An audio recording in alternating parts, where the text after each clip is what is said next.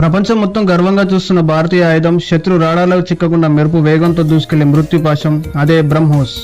దీన్ని రష్యా నుండి దిగుమతి చేయడానికి 1300 కోట్లు అడిగితే కేవలం 80 కోట్లతో మన శాస్త్రవేత్తలు దీన్ని ఎలా పూర్తి చేశారు?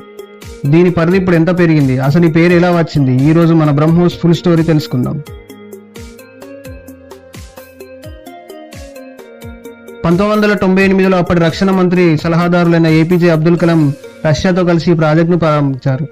భారతదేశంలోని బ్రహ్మపుత్రలోని మొదటి అక్షరాలు, రష్యాలోని మాస్కోవాలోని అక్షరాలు కలిపి దీనికి బ్రహ్మోస్ అని పేరు పెట్టారు.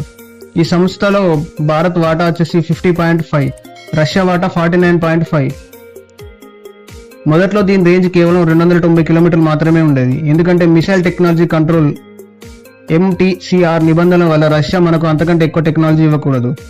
2016 భారత్ MTCRలో చేరిన తర్వాత దీని రేంజ్ పెంచడం మొదలెట్టారు.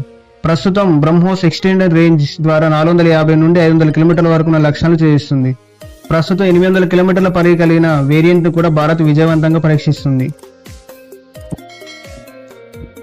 ఇది ధ్వని కంటే దాదాపు 3 రెట్లు అంటే మ్యాక్ 2.8 to 3.0 వేగంతో ప్రయాణిస్తుంది. దీనిని భూమి, యుద్ధ నౌకలు, జలాంతర్గాములు మరియు సుఖోయ్ 30 వంటి యుద్ధ విమానాల నుండి కూడా ప్రయోగించవచ్చు. ఇది ఫైర్ అండ్ ఫర్గెట్ సూత్రంపై పనిచేస్తుంది. ఒకసారి టార్గెట్ ఫిక్స్ చేస్తే అది శత్రువులను వేటాడి మరీ చంపుతుంది. ఇటీవల జరిగిన ఆపరేషన్ సింధూర్ సమయంలో బ్రహ్మోస్ శక్తి చూసి ప్రపంచ దేశాలు ఆశ్చర్యపోయాయి. దీంతో ఫిలిప్పీన్స్ మొదటిసారిగా భారత్ నుండి ఈ క్షిపణులను కొనుగోలు చేసింది. ఇండోనేషియా, వియత్నాం వంటి మరికొన్ని దేశాలు కూడా దీనికోసం క్యూ కడుతున్నాయి. ఉత్తరప్రదేశ్లోని లక్నోలో కొత్తగా బ్రహ్మోస్ తయారీ కేంద్రాన్ని కూడా ప్రారంభించారు. త్వరలోనే బ్రహ్మోస్ 2 పేరుతో హైపర్సోనిక్ క్షిపణి రాబోతుంది. ఇది ధ్వని కంటే 7 నుండి 8 రెట్ల వేగంతో దూసుకెళ్తుంది.